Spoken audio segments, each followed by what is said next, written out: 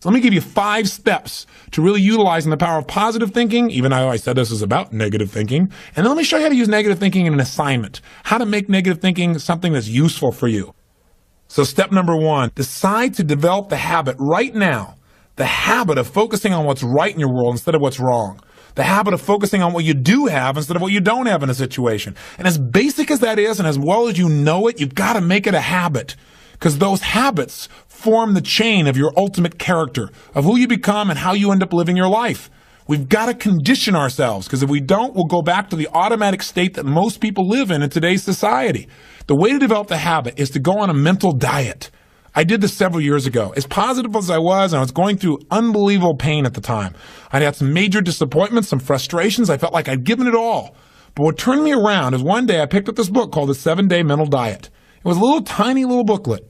And all the booklet really did was, for about 12 of the 14 pages, it challenged me to really see if I could really truly, for 7 days, live my life without one negative thought. And it kept saying throughout the book, now don't just say, yeah, I can do it, and don't just say, I'm going to do it. Think for a while before you commit to this. Don't actually commit unless you're really going to do it for 7 straight days, no matter what. It doesn't mean you don't have a negative thought. It just means that if you have a negative thought, you don't speak it. You set it aside. You forget about it. Or you replace it. If you say something negative, you go erase. What I really mean is this. Or you say, that's not what I mean. Here's what I mean is this. And you immediately focus on something good. It's not that nothing negative ever comes out.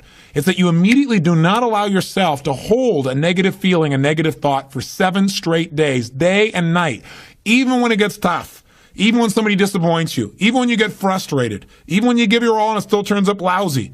Listen, if all I did was rant and rave on this tape and you didn't listen to anything else I said, but you took on this 7-day challenge, you can't believe what it'll do to your life. Now, I got to tell you, when I first read the book, I thought, wait a second, being positive isn't going to change my life. I got to deal with the real problems around me, those real challenges that are out there. I don't want to just be positive. Somebody says, how's it going? I go, I'm doing great. And they go, why? You go, I don't know, but I just feel good. I don't want to be that way. I want to be real. I want to be on top of things. But you know what? I thought, wait a second. I can be positive about solutions. I can still notice that there's some challenges out there without being negative about it. I can look at the challenges and say, okay, here's what's good about this. Here's how we can use this. Here's how we can turn this thing around. And continue to focus on that. So I took on the challenge for 7 days, changed my life. Now, by the way, one of the keys is you have to have 7 straight days of being absolutely positive. Not one negative thought, not one negative expression that you hold on to. Got to let go of it immediately. If you do not do this, if you're 3 days into it and you do well, and then you have a bunch of negativity, you got to start over. And you know what? After you go about 4, 5, 6 days in a row doing really well, something major negative is going to happen. How's that for some positive programming? But what it is a test to see how committed you really are. I'll tell you something, after 7 days, you feel like a different person. People around you respond to you like you're different as well. All you want to do is establish the habit of noticing what you do have instead of what you don't have. Noticing what's great about a situation versus what's not great. Focusing on solution instead of problems. That's what changes your life. Here's key number 2. Instead of judging yourself and others, decide, remember these are decisions, decide right now to become curious instead of judgmental. But remember, when you find fault in other people, when you start noticing constantly how they've wronged you, how this person is not good enough, or they're too egotistical, they're too proud, or they don't really care about people, as soon as you start judging other people, you just got to remember something. If you start judging other people, you're going to also start judging yourself intensely. If you're angry at other people, there's a very good chance you're angry at yourself as well. Maybe you need to perceive more and judge less. Maybe instead of finding fault with other people, without really thinking about what they've gone through to be where they are this day, maybe we can get really curious about what's making this person be in the state they're in, or what's the motivation behind this person's anger. For example, a lot of times we think somebody's being negative or angry or we're frustrated with them, but we never bother to find out what's really going on. I know myself, I was at a party recently and I fell prey to this. There was a woman who came to the party. Everybody behind her back was talking about how unbelievably egotistical this woman is, how negative she was. But you know what? I sat next to her at dinner time and I got a chance to really find out who she was. I got curious about her.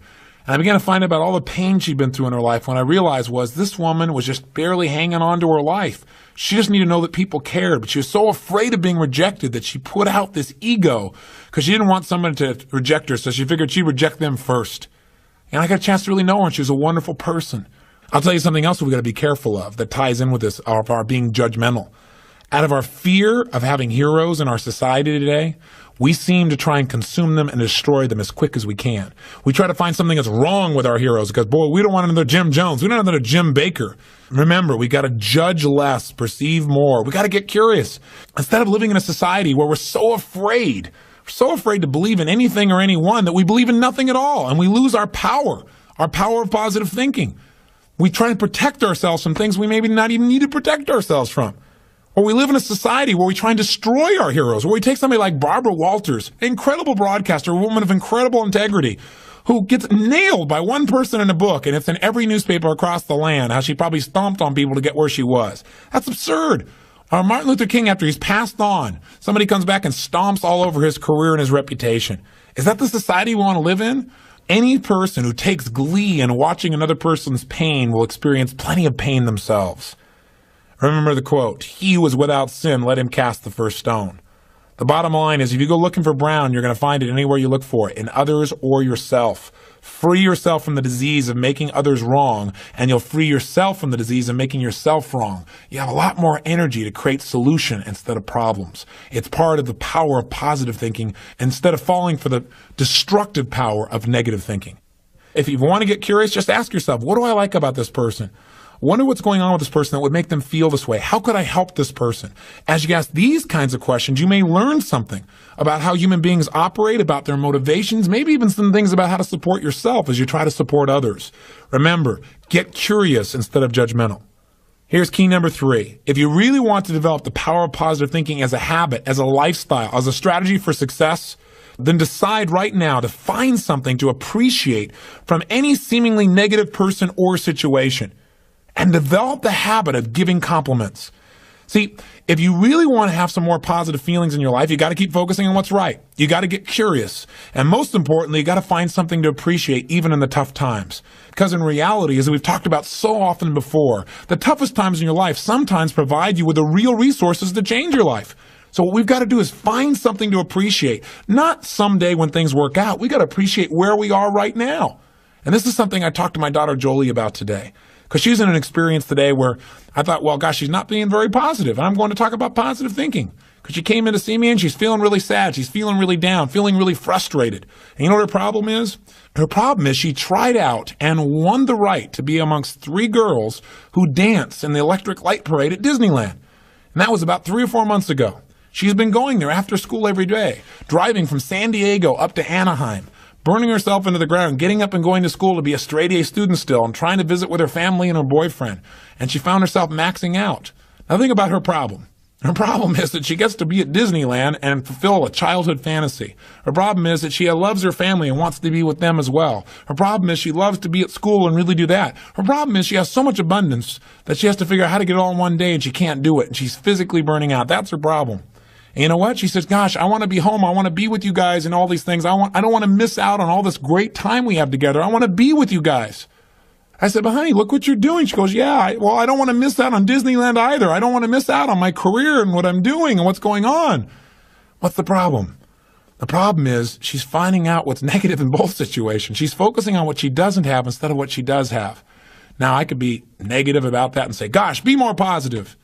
But you know what? In reality, I realized being negative in this situation may not be bad. What do I mean? I don't mean being negative. I mean being intelligent. I mean being critical in your thinking. Seeing what you don't have is sometimes useful too. This is what I promised you in terms of the power of negative thinking. Here's how negative thinking can be useful. I sat down with her and I said, honey, let's look at the advantages and disadvantages of both. Let's not just be positive. Let's look at it. The whole thing is positive. Let's know that no matter what you choose, you've won. You have what most people dream about. But for a moment, let's be a little bit critical. What do you love about Disneyland? What's great about it? What is it giving you? And let's ask the question that maybe we don't ask very times when we're just being purely positive. What isn't it giving you? What are you afraid about? What are you missing by being there? What's great about being at home more? What's great about those things? What's not great about that? Be honest. If you were there, what might happen that's not good? What might you miss out on? And you know what? By getting her to use both positive and negative thinking, or to be more accurate, positive thinking and some critical thinking, looking at what isn't there for the moment, what she is missing out on, and allowing that pain to motivate her, she was able to clarify what's most important in her life and what's the best way to do that. And she came up with a plan that totally empowered her. After a couple hours of conversation and fun, she looks better than she has in about 6 months because she's finally resolved what's most important. And sometimes just being positive and keeping a stiff upper lip isn't enough. Sometimes you got to stop and say, I am positive. I'm going to approach this from a positive way. I'm going to stay in a positive state. But I'm going to ask some questions some people may think of as negative, which is, what isn't working? Because if you're not willing to look at what isn't working, you can get yourself in trouble. So when I say number 3 is develop the habit of noticing something you can appreciate out of the situation, even something that seems to be negative. What I mean by that is find out what's working, but also appreciate what isn't working. Appreciate it enough that maybe it creates enough pain for you to want to make a change. Hey, being purely positive all the time is not the ultimate solution. Being purely positive 98% of the time to me is the solution. Remember our steps. Number 1, you're going to focus on how it really is. And that's what we did today. Jolie and I sat down and said, let's see how it really is. And let's not just be positive. Let's stop for a second. How is it really? What's good? What isn't good? What's great? What isn't great in this context? Everything is great, but comparatively, what's great? What's not in both situations? Now, how do you really want it? And she decided how she wanted it. Now, what are we going to do to make that happen? And she began to take actions that have changed her life. Probably will affect the direction of her life, maybe even her career. And she feels joyous and excited because she went through the steps. That's the balance between positive and negative thinking.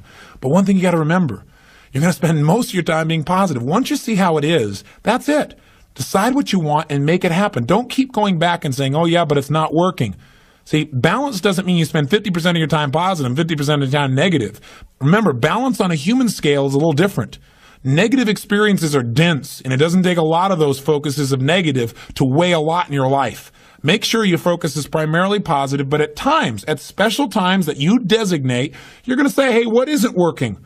And allow that pain to drive you to do something that's very positive. That'll change your life. Here's key number 4. Decide not to be perfect. You say, what? I said, decide not to be perfect. One way to make sure you're negative is always trying to be perfect. Because you know what? You're always going to notice you're not. Because you're this thing called a human being. When I talk to my daughter, Jolie, this girl works so hard to be perfect. Everybody seems to love her. She's a straight A student. She wants to be the very best at school. She wants to be the very best at home. She wants to be the very best at Disney. She wants to be the best at everything. And I'm trying to be the best constantly. In the past, she always noticed what wasn't perfect, and that created pain. So you can't do that. You're going to screw up. You're going to be negative. Things are going to happen where you don't follow through on what you know. You're going to make poor decisions. You're going to say things you shouldn't say, do things you shouldn't do, mess up like you shouldn't mess up. But you know what? When that happens, instead of being negative and beating yourself up and saying, boy, here's another example of me sabotaging myself, decide what you do want. And say, I'm not perfect, but I am good. And what makes me good and what makes me great and what can make me excellent is as soon as I notice I'm not on track, I correct it and I get better. Your goal each day is to get better, not to be perfect. And that's all anyone can ask of you. If every day you really try and contribute more, be more, and do more than you were slightly the day before, that's all anybody can ask. And if you know you're going to screw up and you don't make it a catastrophe, it's easier to bounce right back up. See, the only way you fail is if you quit. But if you learn something and you expand from it and you make some new decisions that enhance your life and the people you care about, then there is no failure. Don't try to be perfect because you'll never succeed. And here's the final one, key number 5. Decide to develop the habit of using the F word, faith. Make sure that you're in the position of utilizing the tool that really positive thinking is about. Positive thinking, I've said it over and over again, really is just the power to believe. And as you believe, so is it done unto you. As you believe, so it's created. You need to make certain that you create that certainty inside yourself. And you know what? You and I both know there are going to be times when it looks grim. And the only power you really have is that power to have faith. To step forth and say, I'm going to put myself on the line. I'm going to have the courage to overcome my fears and to take action, even though it may not work out, even though I may put out my love and it may not be reciprocated. I'm still going to put myself on the line because if I don't, that's the only way I can fail. See, without faith, nothing exists. And remember one more thing. No matter how bad it seems, this too will pass. That you've made it this far. You've been through tough times when you didn't think you could pull it off, and you've made it. If you've made it through all the challenges of your past and your life still works, you still seem to be somewhat happy, you're still standing, as they say, then gosh darn it, you're successful. And you can make it through this too. It's the thing that'll pull you through. Faith is still the power. It's your ultimate power.